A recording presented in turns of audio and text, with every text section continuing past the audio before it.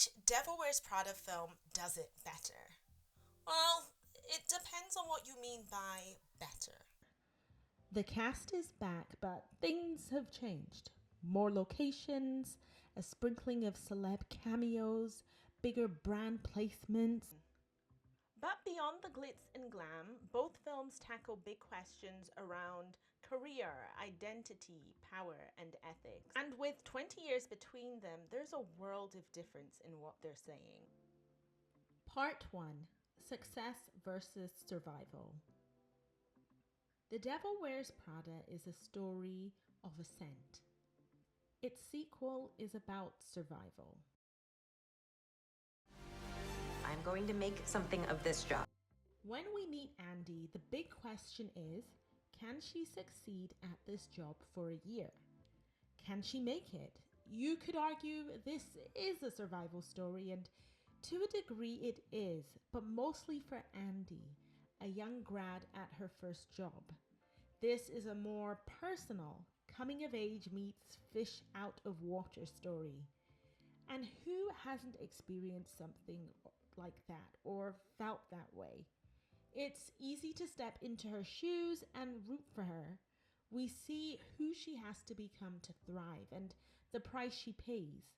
She can do it, but it's at a cost. And is the cost worth it? With the sequel, the question is different.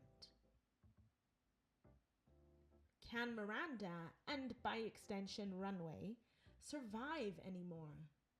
While Andy's journey was about personal success, its follow-up is about collective survival. If Miranda Priestley, with all her authority, influence, vision, and decades on top, is struggling, what does that mean for the future of media? If she is finding it hard now, who can actually make it? In some, the first film asked, can you make it? The second one asks, can anybody? Part 2: Creativity versus Capital.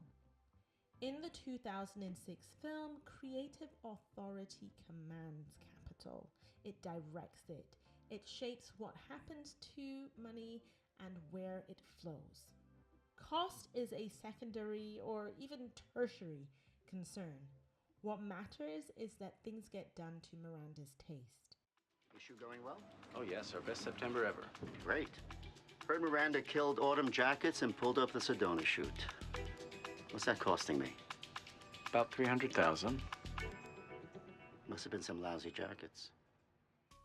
Her taste and influence is of intangible value. That's why at the end of the film, she retains her position as the editor of US Runway, because she's able to leverage this intangible taste and influence that she has, and says to her boss that if she leaves the magazine, everyone in the industry will follow her. Especially because of the list. The list of designers, photographers, editors, writers, models, all of whom were found by me, nurtured by me, and have promised me they will follow me whenever and if ever I choose to leave Runway. So he reconsidered. In the sequel, it's capital that decides everything. Print media has waned, Runway's gone digital, and now it is the brands and the owners and the tech capitalists who have more sway. After a scandalous story is erroneously published by Runway, Miranda has to make amends with advertisers, including former assistant Emily, who now has a top position at Dior. Decisions are being made above Miranda's remit, in which she has little say or sway. Control has shifted out of her hands, and while she clings to her creativity and her visionary status, scrutiny over her suitability in that role lingers. Part 3: Millennial Optimism versus Millennial Disillusionment. Lastly, the film follows a millennial arc. What do I mean by this? Well, 2006's film was sprinkled with millennial optimism, the soundtrack, the way it opens up. Andy starting her new role, moving to the big city. It's all of the hallmarks and milestones that you would have expected at that time to signal and symbolize coming into a new and exciting form and chapter of adulthood. Remember, the film came out before the 2008 recession, when grads similar to Andy's age felt there was plenty of opportunity to kickstart their careers and earn a living in the field of their choice. Like Andy, they'd been told, work hard, find your way through, doors will open. And we see the fairy tale promised isn't quite a reality. Andy followed the rules, and she, along with her colleagues, are rewarded with unceremonious layoffs. Throughout the film, we see Andy as she tries to figure out what it is that she wants to do next, the next steps in her career, what it means for her now. Does she have a future in media the way that she imagined that she would have when she graduated?